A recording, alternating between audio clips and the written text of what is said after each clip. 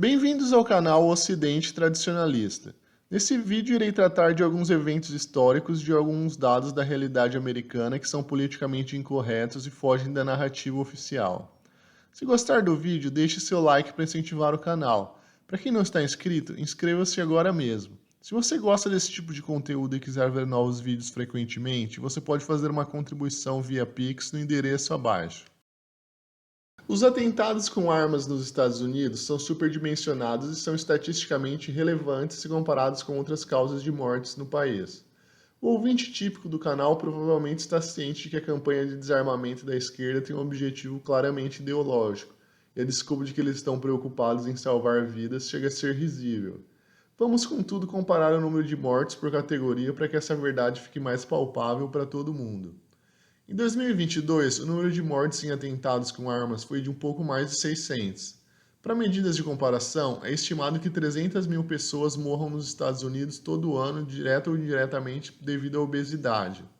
Isso é 500 vezes mais que o número de mortes por indivíduos psicologicamente perturbados que utilizam armas para realizar atentados. Por alguma razão, a mídia progressista, os artistas e intelectuais não estão preocupados em salvar indivíduos com sobrepeso, e inclusive chegam a incentivar um estilo de vida que é mortal e nocivo para a saúde de todos. O número de mortes por acidentes de alcoolizados também é 25 vezes maior, e o número de mortes devido ao uso de drogas está chegando perto da marca de 100 mil. Se é para salvar vidas, então por que a esquerda é campeã na defesa da liberação de drogas? O número de mortes de usuários de drogas em um ano é maior do que o número de mortes em atentados com armas em um século. Obviamente, trata-se de uma questão ideológica e não de salvar vidas. Vou agora desmascarar uma última falácia esquerdista que diz que o maior controle de armas significa menor número de mortes por assaltos ou violência doméstica. Eu nem aqui vou usar comparações forçadas, como usar a Suíça como exemplo para argumentar a favor da maior liberação do acesso de armas de fogo, já que um progressista poderia até com alguma razão argumentar que não podemos comparar um país com um nível social e cultural diferente com os Estados Unidos. Vamos então comparar duas cidades que têm demografias parecidas e que representam total divergência em termos de acesso a armas de fogo: Chicago, do estado de Illinois, e Houston, do estado de Texas. Illinois é um dos estados mais progressistas dos Estados Unidos, e é basicamente impossível um candidato do Partido Republicano vencer lá. Em 1988, foi a última vez que um candidato republicano conseguiu um bom resultado no estado. A cidade mais populosa do estado é Chicago, com 2,7 milhões de habitantes. Embora lidere o número total de homicídios no país, não é justo usar o número absoluto porque estaremos comparando cidades de tamanhos diferentes. É preciso usar a taxa de mortes, que leva em consideração a população. Sendo assim, mesmo com uma das políticas mais restritivas em relação ao acesso de armas, Chicago é a nona cidade com maior taxa de homicídios por 100 mil habitantes, com uma taxa de 28,6. Houston é a cidade mais populosa do Texas, com 2,3 milhões de habitantes. Embora tenha 400 mil habitantes a menos que Chicago, as duas cidades são de tamanho similar. O Texas é conhecido por seu acesso mais facilitado a armas de fogo, e na cidade de Houston, o acesso a armas é muito mais simples e facilitado do que em Chicago. Pela lógica progressista, e ainda mais considerando que o PIB da cidade de Chicago é maior, então Houston teria uma taxa de homicídios maior, certo? Como era de se esperar, o oposto do que o socialista diz é o verdadeiro. Houston tem uma taxa de 17,1 para 100 mil habitantes, o que é quase a metade de Chicago. Quando confrontado com essas realidades, o militante de esquerda fica sem palavras e simplesmente não tem o que dizer. Poucas figuras americanas são vistas quase como uma unanimidade na historiografia oficial. Martin Luther King é uma dessas figuras. Louvado tanto por progressistas como conservadores, ele é visto como um reformador social, um homem religioso e até mesmo elogiado intelectualmente por ser um PhD em teologia sistemática na Universidade de Boston. Vamos agora analisar ponto por ponto se esse ativista político era uma figura digna de elogios ou uma fraude inventada pela historiografia esquerdista.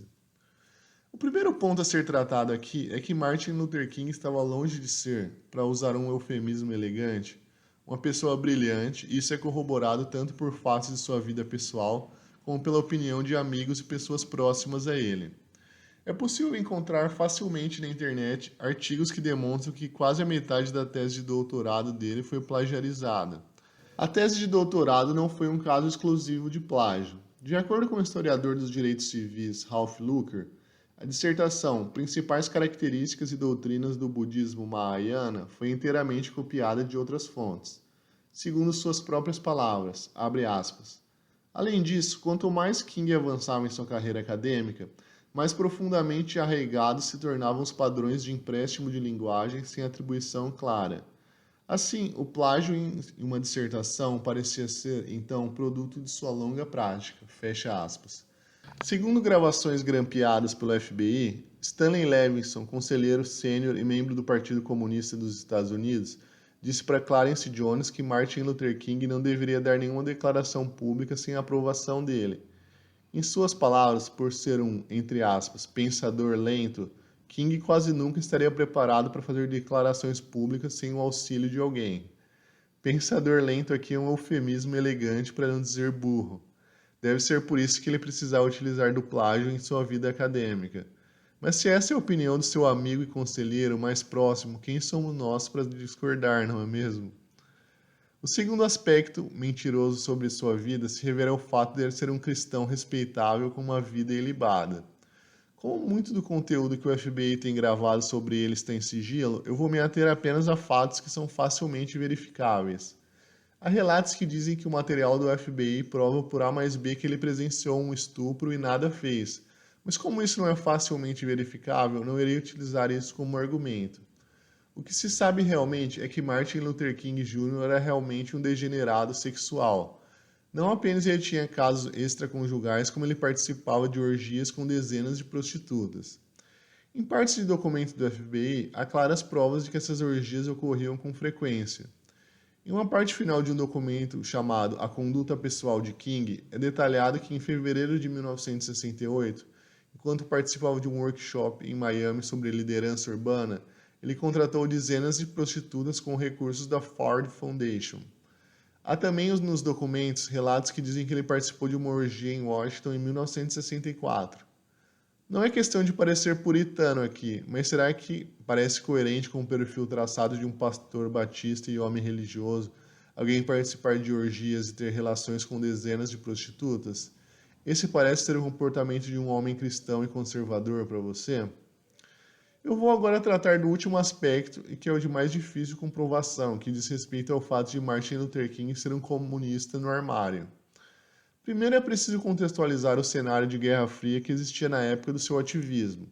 Não é possível fazer qualquer comparação com a realidade atual, onde qualquer figura pública nos Estados Unidos pode se declarar livremente como sendo comunista, que não apenas ele não vai receber nenhuma punição, como provavelmente vai ser louvado por sua preocupação social.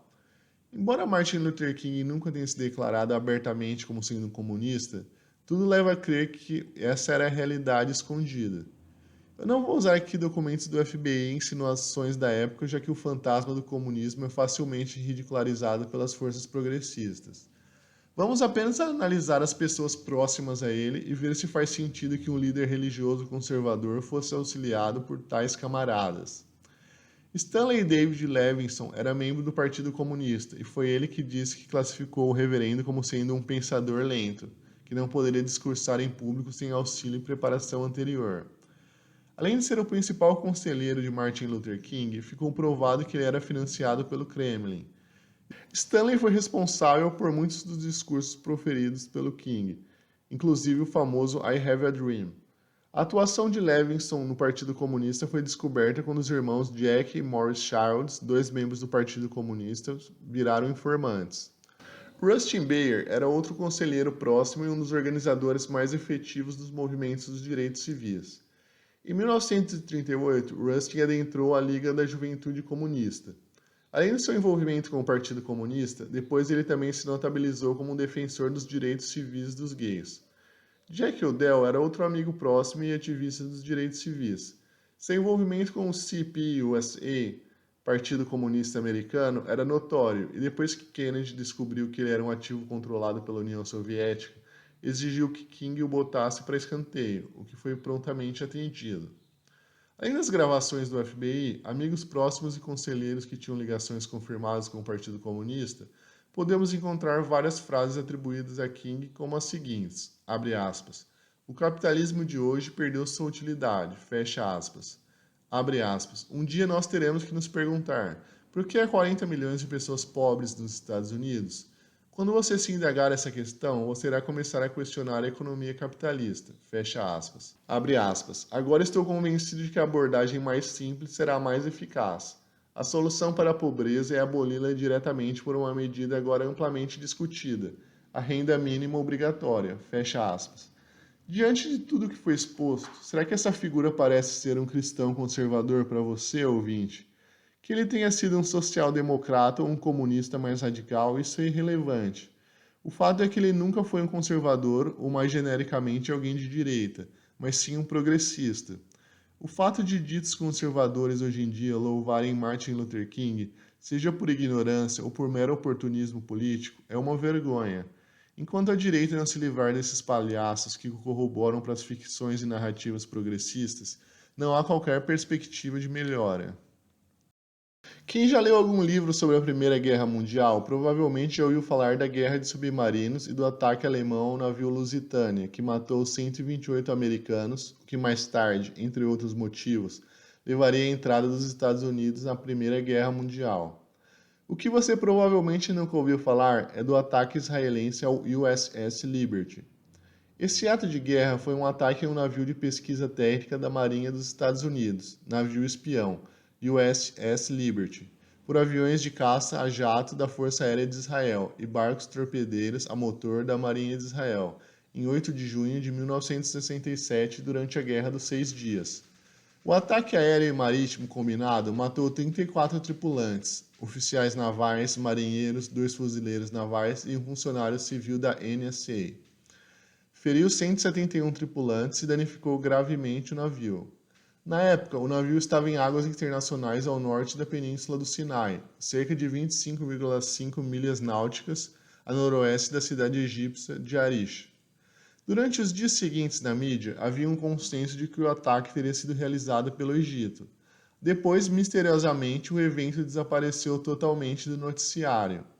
Quem quiser checar, há muitas formas de ver jornais antigos online. Depois que foi descoberto o envolvimento israelense, o governo de Israel obviamente se desculpou e disse que foi um erro, mas poucos na época acreditaram nisso. Um dos sobreviventes, o tenente James Ennis, escreveu o livro chamado Assault on the Liberty, e publicado em 1979. Nesse livro é defendida a ideia de que os israelenses fizeram um ataque de propósito para tentar trazer os Estados Unidos para o conflito, a chamada Guerra dos Seis Dias com o Egito. Segundo James, os aviões e os navios que realizaram os ataques não estavam identificados, e nesse livro há um relato que diz que o embaixador americano no Líbano escutou uma conversa interceptada dos israelenses, provando que eles sabiam que o navio era americano. Essa parece ser a interpretação dos principais figurões americanos da época. Vamos ver o que disseram Lyndon Johnson, então presidente americano, John Rusk, secretário do Estado, Richard Helms, diretor da CIA, Clark Clifford, conselheiro presidencial e presidente do Conselho Consultivo da Inteligência Estrangeira do presidente, e Paul Warnke, então conselheiro jurídico do Departamento de Defesa. Lyndon Johnson, abre aspas, não vimos necessidade de informar Israel ou qualquer outra parte das hostilidades sobre a localização do Liberty, pois o navio estava em uma missão pacífica, em águas internacionais. Eu vi um relatório alegando que o governo israelense nos perguntou sobre a presença do navio antes do ataque, mas esse relatório não é verdadeiro. Fecha aspas. John Rusk, abre aspas. Eu nunca fiquei satisfeito com a explicação israelense. Através dos canais diplomáticos, nos recusamos a aceitar suas explicações. Não acreditei neles na época e não acredito até hoje. O ataque foi ultrajante. Fecha aspas. Richard Helms, abre aspas. Não tive nenhum papel no conselho de inquérito que se seguiu, ou na conclusão do conselho de que não havia dúvida de que os israelenses sabiam exatamente o que estavam fazendo ao atacar o Liberty. Ainda não entendi por que foi necessário atacar este navio ou quem ordenou o ataque, fecha aspas. Clark Clifford, abre aspas. Que o Liberty possa ter sido confundido com o navio egípcio El Quseir é inacreditável. El Quseir tem um quarto do deslocamento do Liberty, aproximadamente metade do feixe, é 180 pés mais curto e tem uma configuração muito diferente. O conjunto em comum de antenas e as marcações do casco do Liberty deveriam ser visíveis para aeronaves voando baixo e torpedeiras. No calor da batalha, o Liberty foi capaz de identificar um dos barcos torpedeiros do ataque como israelense e verificar seu número de casco. Nas mesmas circunstâncias, o pessoal da marinha israelense treinado deveria ter sido capaz de ver e identificar facilmente as marcas maiores do casco do Liberty. Fecha aspas. Paul Warnke, abre aspas. Acho difícil acreditar que foi, de fato, um erro honesto por parte das unidades da Força Aérea Israelense. Ainda acho impossível acreditar que tenha sido. Fecha aspas. A Guerra de Secessão Americana é retratada como sendo uma guerra pela liberdade dos escravos negros. Segundo a narrativa marxista oficial, os racistas confederados do Sul queriam manter seus privilégios escravagistas, e a União lutou pela liberdade e dignidade humana. Nada poderia ser mais falso do que essa narrativa fantasiosa. A causa da Guerra de 1861 não tinha nada a ver com escravidão, mas sim com impostos. Na verdade, a guerra nem pode ser considerada como sendo uma guerra civil. Os Estados Confederados tinham a mesma aspiração de governar a União como George Washington tinha de controlar o Reino Unido em 1776.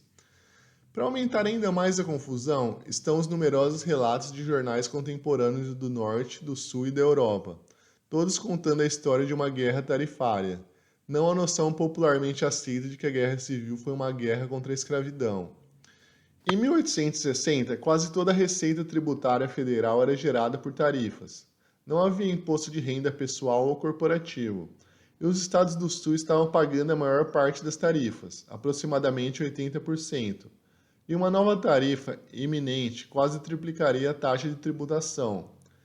Grande parte das receitas fiscais arrecadadas com as importações do Sul foram para os interesses industriais do Norte, e assim ocorreu durante décadas. A plataforma republicana de 1860 prometia mais do mesmo, o que estava corroendo ainda mais a confiança dos sulistas. Em 1828, o Congresso aprovou uma tarifa de 62% aplicada a quase todos os produtos importados. O objetivo da tarifa era proteger as indústrias do Norte de produtos importados de baixo preço, mas efetivamente aumentou o custo das mercadorias para o Sul, que dependia fortemente de mercadorias importadas.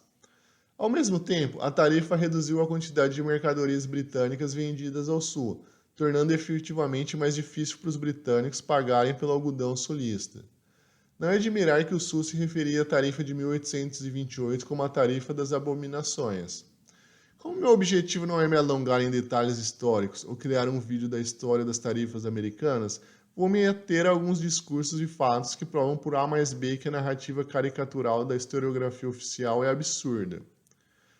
O primeiro ponto é citar que Robert Lee, comandante militar confederado, nunca teve um escravo na vida. Já o general Grant possuía escravos.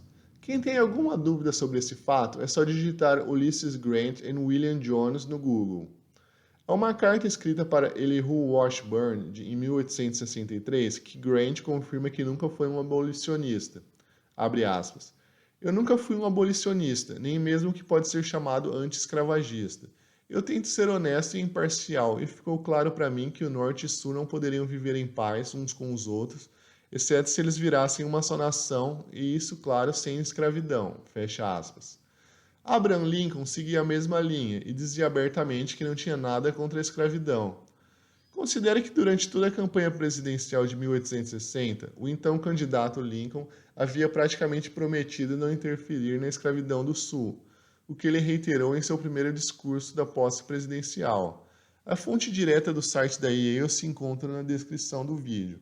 Abre aspas. Não tenho nenhum propósito, direto ou indiretamente, de interferir na instituição da escravidão onde ela exista.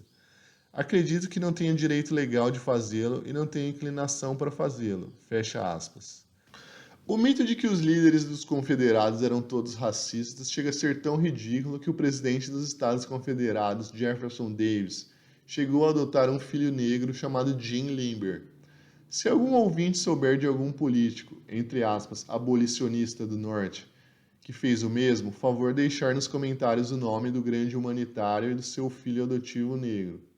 Chega a ser risível o quão imbecil é um militante de esquerda que tenta destruir a estátua de líderes confederados, que eram mais humanitários e tinham mais empatia com os afro-americanos do que os heróis da história que esses mesmos esquerdistas parecem idolatrar. Por fim, a noção de que toda uma região iria pegar em armas para defender interesses econômicos de uma pequena elite é tão ridículo, ainda mais se considerarmos que de todos os fazendeiros do Sul, apenas 6% tinham escravos. Os demais 94% jamais pensariam em ir para a guerra para defender os interesses de uma pequena minoria.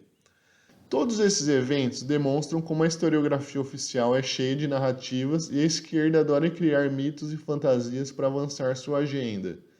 Frequentemente, figuras medíocres e moralmente degeneradas são alçadas a grandes heróis e eventos são falsificados para parecerem grandes epopeias e lutas titânicas pela dignidade humana e causas progressistas. Com a internet, contudo, é muito fácil verificar alguns fatos que desmontam essa teia de mentiras marxistas e encontrar a verdade histórica.